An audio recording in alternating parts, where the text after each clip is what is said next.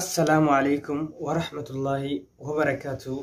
أكم نجي أجرتو أردفتو دخيافي عند خيسن أكم نجي قبضن مجرتن بقى جراتن بكو مجرتنتي ربين اسم برها جراتو سنين جيجا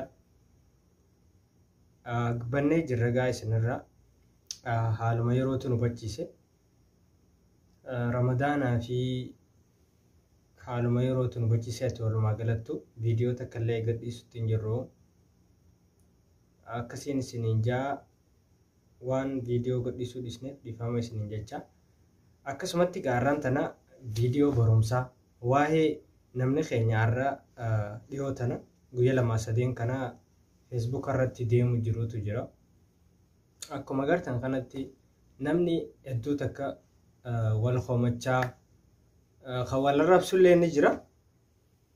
Akkasumatti kan wal arrabsu asuma jiru ati namni waan nama arrabsuuf san barumsa irraa fudhata.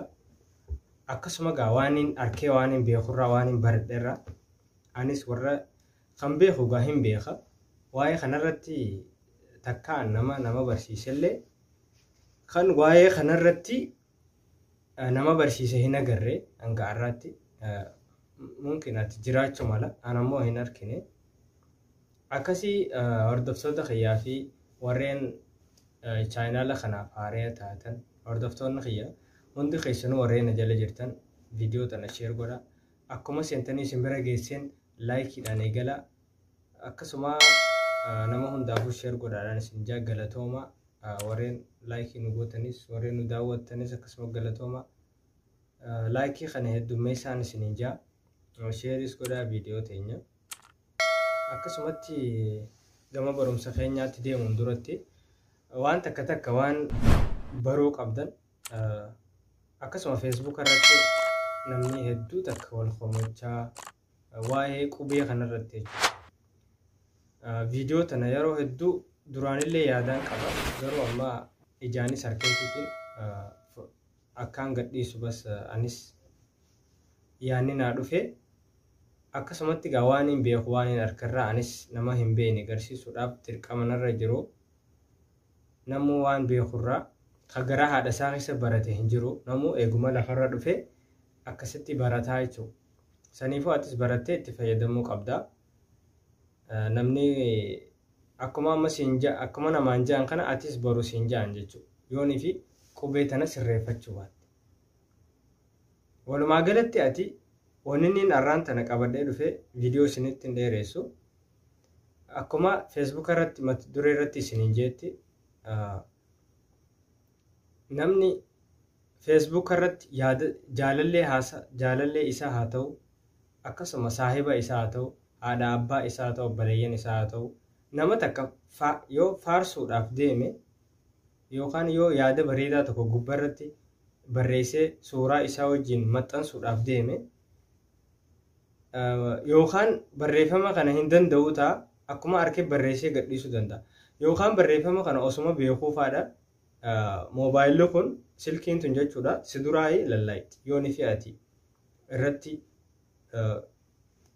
barreeffattee irratti godhatte malee si duraa wal keessa laaqaa jechuudha. Ingiliffaa fi Oromiffaa wajjin wal keessa duraa laaqa. Garuu atiitu sirreeffachuu qabaachuu bakka kana. Yeroonii fi poostii godhee namni keenya poostii eega godhe booda dhiifama sagaleen tiyyoo isinitti hin dhagaamne dufka kaartona jira. Utaaloo jaanis namni biraa akkasii beeka. Akkasii jechuudha. Yeroonii fi viidiyoo takka poosti gootu waan goote san irra deebitee ilaaluu qabdu. Akkanuma godheettee gadhiisuu hin qabdu. Koomantii namni sii kan ilaaluu hin qabdu. Namni caaljeetuma koomantii sii kan malee yookaan footoo yoo gadhiiste footoo saniif jecha yookaan maashaallaa yookaan immoo waan takka siin jaa. Yoo ammoo footoo gad hin dhiisne akkasiif koomantii kan nuni hin takkata jechuudha. Nama tokkoof lama qofa. Saniifuu ati yeroonii fi barreeffama kan suuraa wajji gadhiistu haa ta'u kan suuraan alatti gadhiistu haa ta'u yeroonii fi akkasii gadhiistu irra deebitee ilaaluu qabda waan goote san. Ammas yeroonii fi ati dogongortee jiraatte waan barreeffama mata duree irra barreeffatte san akkamiin nagayaa jirta maashaallah baganaa jiraatte umrii naaf dheeradhu du'aayii meenaa godhaa fi saahiba kiyya yookaan ummaatii yookaan obboleessa kiyya yookaan abbaa kiyya jedhi mata duree irra barreessi. Garuu wanni ati barreessite san dogongora yoo taate dirqama qubee ta'e waan taateef namni qubee biraatu hin barreessa. Ingiliffaa barreessuu fi Amaariffaa barreessuu waan biraa barreessuu Arabii barreessuu dura qubee fi barachuudha namni. Kan Arabaa Arabii isaa barateeti barsiisu jira. Atis dirqama waan Oromoo taate qubee ta'e barachuu qabda. Qubee tana ammoo eeganii fi akkumaan isin hin jetti Facebook irratti gadhiisuudhaaf YouTube irratti haa ta'u waan fadhaa ta'u waan dogongorti takka deebitee sirreeffachuu dandeessa. Namni keenya garuu wallaalaanii itti dhiisaa jechuudha. Maaliif yookaan poosti godheetuma akka itti beeku akkana jeetuma gadhiise yookaan waan namni koomentii isaa kan san malee waan biraa irraa hin dalagu jechuudha. Kun garuu ta'uu hin qabu. Eeganii fi Oromoo taate dirqama barachuu qabda qubee ta'e. Qubee barachuun namuu garaa haadhaa keessa bara hin jiru. Guyyuma keessaan adeemsaan barata. Hin beekus jettee ifis hin tuffatin hin baratta. Ilaalcha namni namaan jiru ilaallattee abdii hin muratin hin barattaa jechuudha waan fadheeru. Saniifuu ati yeroonii fi akkasitti irratti barreessitee gadhiiste deebitee ilaaluu qabda. Yeroon osoo namni koomentii siin kennine yeroo gadhiiste san maaliin sheer godhee jettee jala deemtee akkasin ilaaluu qabda. Yoo barreeffamni keessan dogongora taate bakka seentee sirreeffattuun si garsiisaa jechuudha har'aanta. Akkasuma yeroonii fi nama jala deeyitee koomentii namaa kennitu. Koomentii san kalataan yookaan dogongora yoo kan namaaf kennitu taate koomentii teessan akkaataa itti seentee sirreessituuf hin siinjaa. Namni tokko koomentii allaniin dogongoree jeetuma yookaan dhiisee yookaan ammoo tabiraa barreessee kannaaf yookaan riipilee jalatti akkana jechuu fadheetii niin dogongoree jeeti eegas sirreessa. Osoo akkas godhuun taane koomantuma kennite tana deebitee sirreeffachuu dandeessaa jechuudha.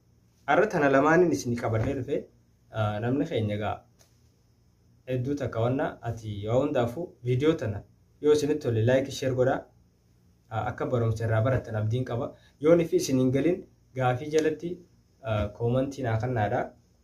Akkasii gama viidiyoo barumsaan isin hin jettiin dhufa viidiyoo isin dheeresse akkasuma viidiyoo tana adaraa sheer laayikii godhuu wal guddisuun haa aadaa nuuf ta'uu akkanumaan isin ijaa yeroo hedduu laayik sabskiraayibis nu godhaa.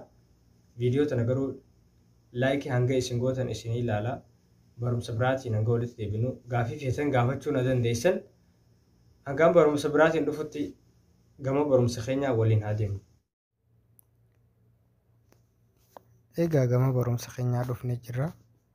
Barumsa keenya kaarraa akkuma mata duree irra jennetti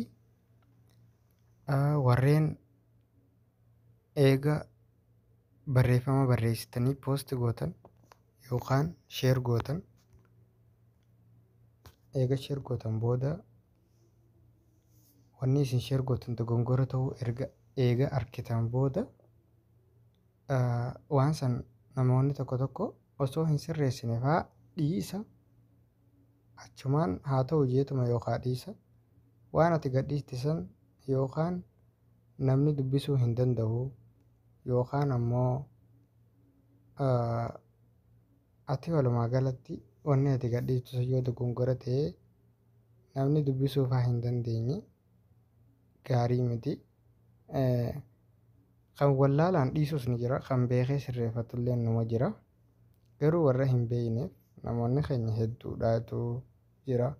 Warreen qubee teenya qubee afaan Oromoo haa ta'u qubee fedhe haa ta'u afaan saniin warra Ingiliffaas yeroo barreessan qubuma teenyaati walumaa gala qubee teenya nama waan ofii barate akka namaa barata.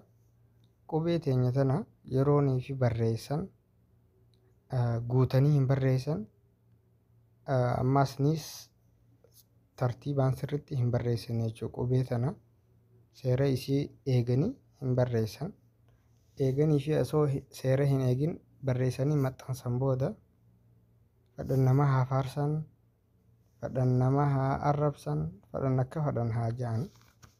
Waan jettee poosti goote amma waan jettee poosti goote san deebitee ilaaluu qabda. Maaliin godhee maal ji'eetiin gadhiisee jettee akkasitti irra deebitee ilaaluu qabdaa jechuudha. Erganii fi akkasiin ilaalte booda sirreeffachuu dandeessa. Waan san ammas deebii namootuma tokko jala feetu seenii koomentii namaa yeroonii fi seentu Koomantii eeganiif waan feete jettee barreessite booda akkamiin nagayaa jirta? Maal waan feete jettee yoo barreessite wanni ati barreessite kun dogongora yoo ta'e eeganiif irratti ergite booda kana xuyixee eeganiif sendi gootee ergite booda akka jara kanaatti jala dhufaa jechuudha.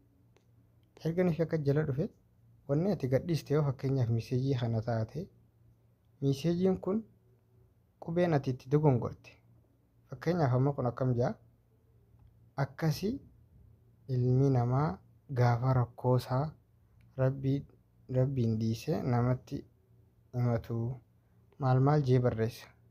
Qubummaan kun amma yoo nifi dogongora kan ta'u taate qubee kee kana irra deebitee erga dubbistee dogongora ta'uu arkite deebitee sirreeffachuu dandeessaa jechuudha. Maaliin isin jee miseejii dogongoraan barreessitee fi waan poost gootee gadhiiste takka yoo nifi inni dogongora kan ta'u taate wanni ati poost gootu takka yoo dogongora kan ta'u taate deebitee akkasitti waliigallee akkas goota namni adeemsuma keessa waa baraa deema namni gara haadha isaa keessa barate hin jiru namu akkasii gama barumsa keenya deemuudhaaf viidiyoo isin dheeressee waan poost goote jala dheeyta. Anama fakkeenyaaf xiyyuma jala seeneen isin garsiisa. Xiyyuma jala seeneetiin isin garsiisaa jechuudha. Amma fakkeenyaaf piroofaayila kee jala seenee waan hin poost godhee jira.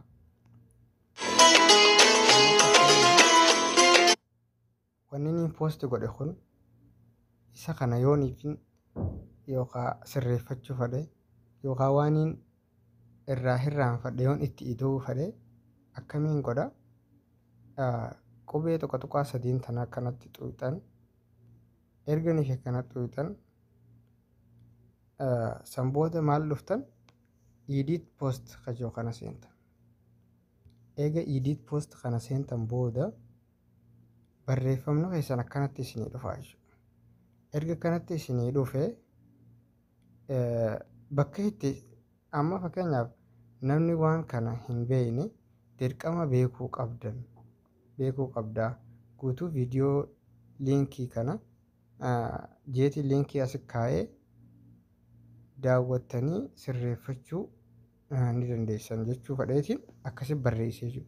Waan hin barreesse kana keessa fakkeenyaaf yoon dogongoree itti ida'uus ni danda'a irraa sirrisuun ni danda'a jechuudha. Saniifuu akkam gootan bakka itti sirreeffachuu feetan ammaan mee mala namni waan kana hin beekne yoon jee namaafi waan hin beekne kana jidduu yoon kaa'e fakkeenyaaf asuma yoo xuyixan kanuma yeroo takka xuyixan itti barreessuu ni danda'a jechuudha waan hin barreesse kana.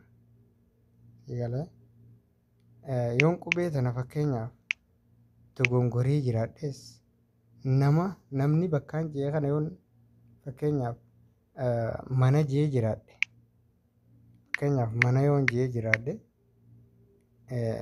akkanatti haqeetiin waan reefa godhe sanitti deebisaa jechuudha. Isinii galee akkas godhattanii jechuudha. Kan lammaffaa irratti fakkeenyaaf maaliin isin garsaa koomantuma namaa takka haa ta'u. Koomantii amma nama tokkoof hin barreesse jechuudha. Fakkeenyaaf obboleessa kee kanaaf haa barreessinu. Koomantii yoo nama fakkeenyaaf barreesse amma koomantii tana duraaniin barreessadhee jira jechuudha isaaf barreessee jira. Koomantii tana sirreeffachuudhaaf yoo isin dogongora taate maaliin godha? Koomantii tana gadiin qaba. Yeroon akkanatti gad qabee harkaan gad qabdanii jechuudha.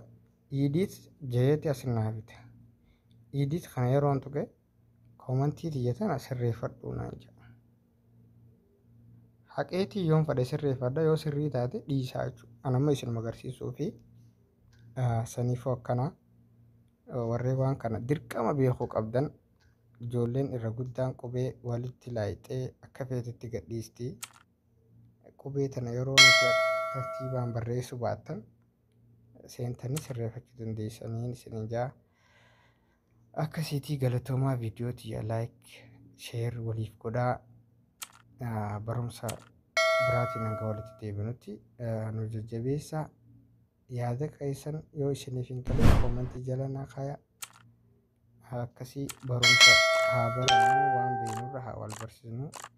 Assalaamu alaikum warahmatullaahi wabarakaatu. Isiniin jaa hanga viidiyoo biraatiin walitti deebinutti nagaan naa turaa.